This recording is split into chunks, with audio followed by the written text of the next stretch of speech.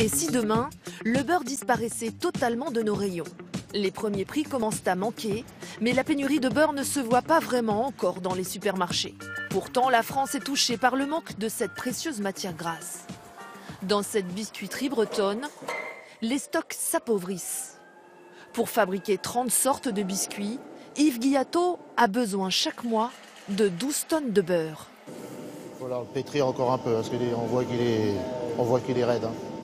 Mais il a de plus en plus de mal à en trouver. Je suis totalement inquiet. J'ai encore un chargement qui est prévu, on va dire, pour le début février, mais qui a été commandé donc début décembre. Maintenant, c'est le grand point d'interrogation. Si j'ai pas de beurre, je ne peux pas faire de biscuits. Donc le jour où j'aurai plus de beurre, malheureusement, on sera bien obligé d'arrêter de faire des biscuits. Ses fournisseurs français habituels lui font faux bond. Plus de beurre disponible. Résultat, sa prochaine livraison viendra d'Espagne. Mais le prix du beurre a explosé, plus 60% en un an partout en Europe.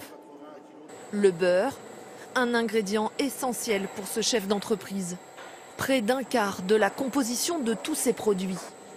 Résultat, il n'a pas d'autre solution. Il faudra bien augmenter le prix de ses biscuits.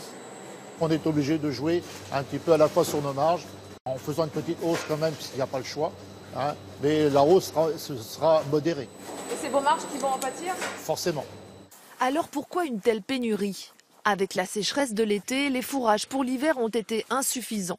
Moins bien nourries, les vaches ont donné moins de lait. Et pour faire du beurre, il faut en extraire sa matière grasse. Mais ce n'est pas tout, les éleveurs sont de plus en plus nombreux à arrêter la production de lait. Ce couple du Morbihan va mettre en vente le matériel de traite. Ils ont été changés il n'y a pas longtemps, les manchots. Ça pourrait rendre service sur une exploitation, on ne sait jamais. Les 60 vaches laitières, elles, ont été vendues à l'étranger il y a un mois. Moi, tous les matins, quand je branchais une vache et tous les soirs, je savais que quand je branchais ma vache, je perdais de l'argent. Tout l'or blanc qui était dans mon tank, c'était de l'or pour l'industriel, mais certainement pas pour moi. Terminer la traite pour ces éleveurs depuis 3 générations. Ils se consacreront dorénavant à la culture de légumes, car avec le lait, le couple a perdu 60 000 € ces 2 dernières années. On est écœuré parce qu'il y a encore 2 ans, on y croyait. Quand Anne Française est venue me rejoindre, s'est installée avec moi, suite au départ en retraite de mes parents. On a cru à cette époque-là, parce que le lait était encore rémunérateur il y a 3 ans de ça. Mais quand on voit l'argent qu'on a perdu en 2 ans, voilà, c'est plus possible, on dit stop. Des éleveurs qui arrêtent, c'est une baisse de la collecte qui touche toute l'Europe. Après une surproduction de plusieurs mois l'an dernier, les industries laitières manquent aujourd'hui de lait et donc de matière grasse. Moins d'offres, mais aussi plus de demandes de beurre partout dans le monde.